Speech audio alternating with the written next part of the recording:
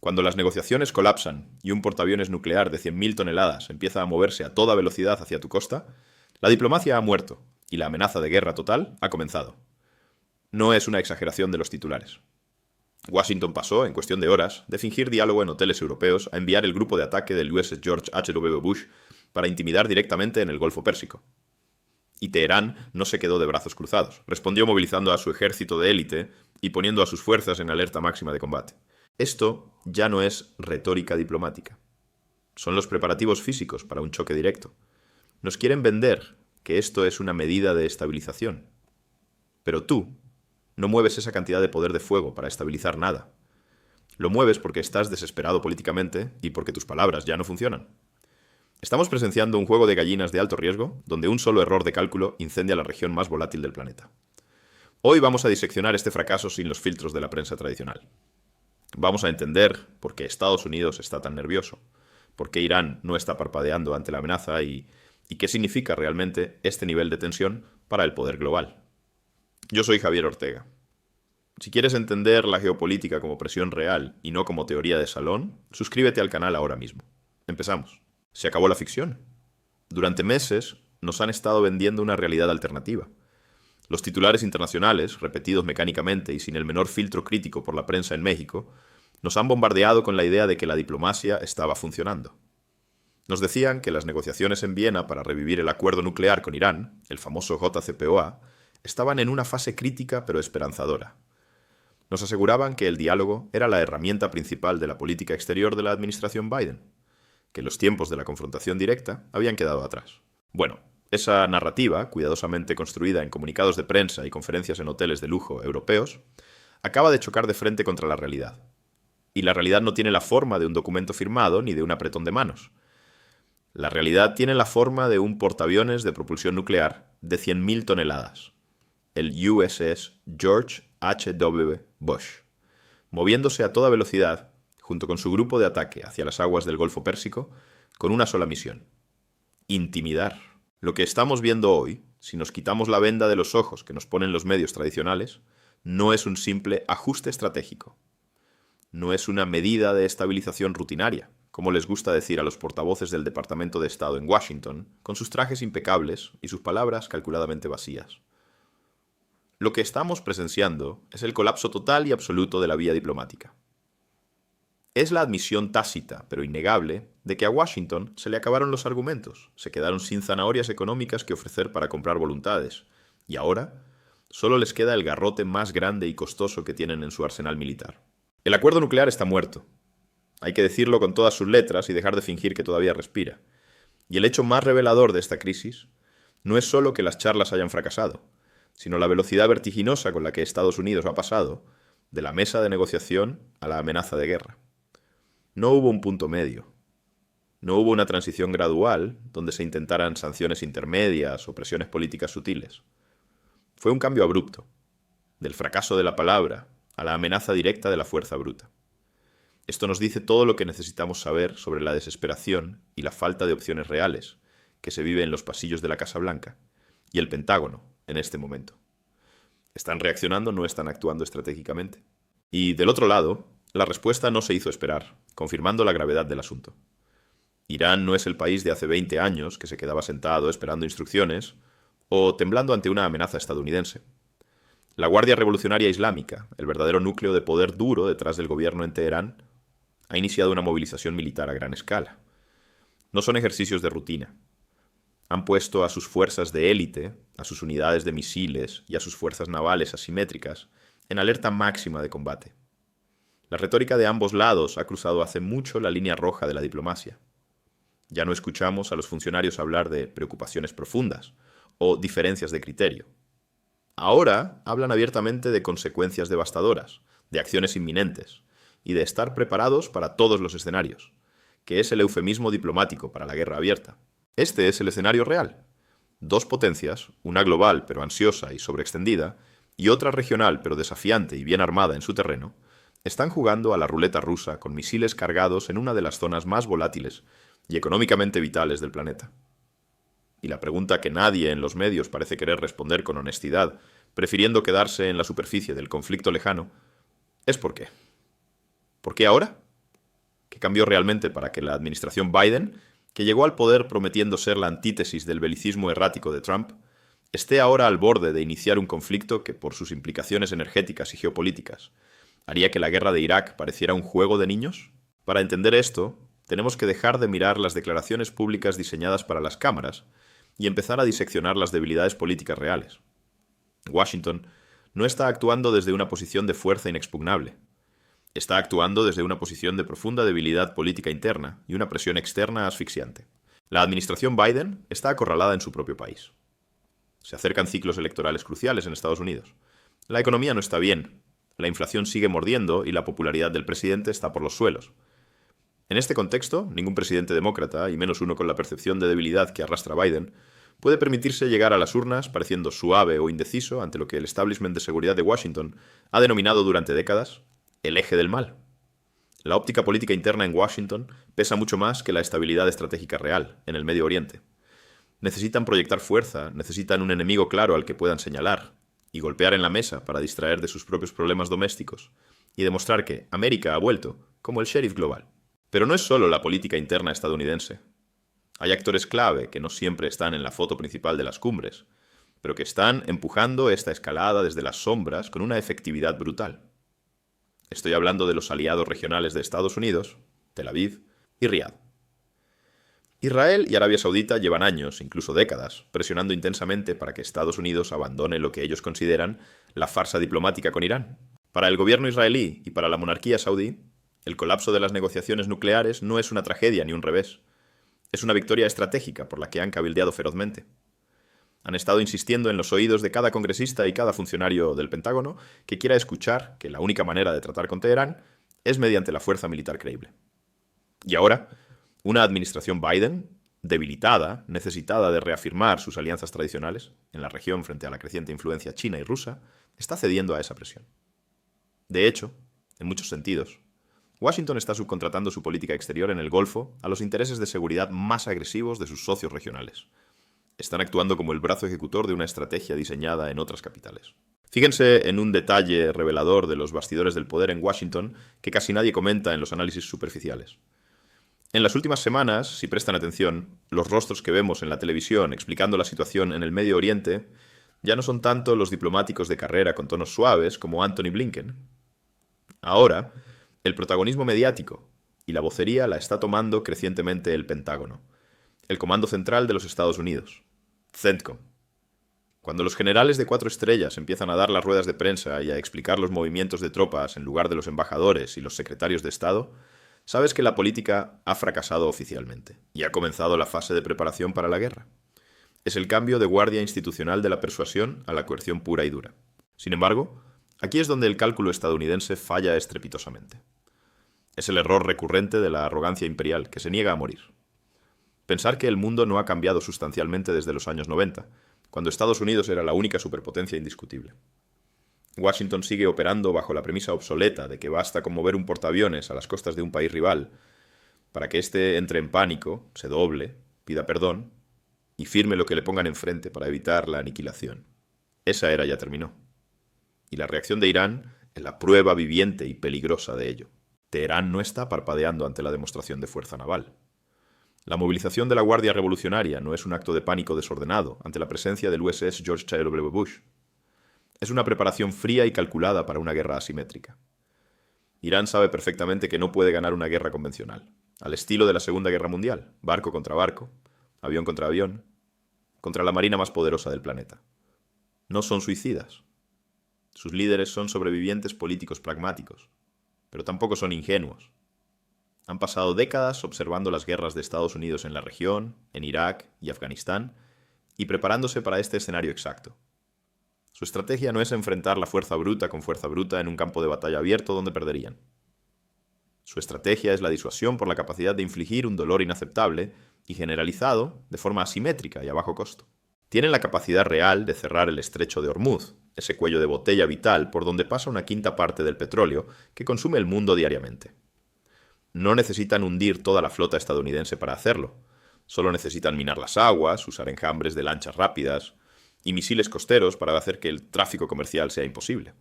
incendiando los mercados energéticos globales en cuestión de horas y provocando una crisis económica mundial instantánea.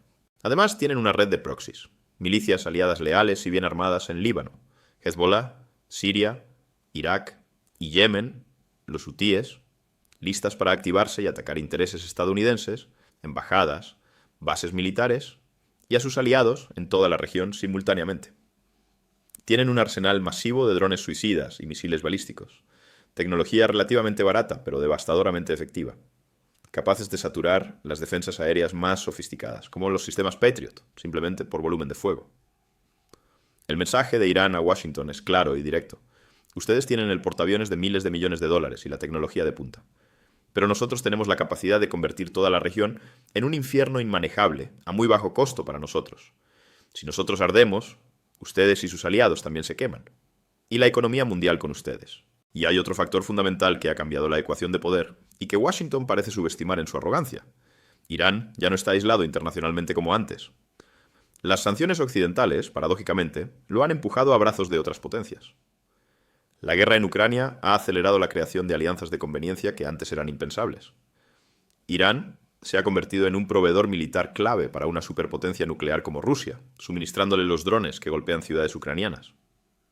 Esto les da una cobertura política en el Consejo de Seguridad de la ONU que antes no tenían.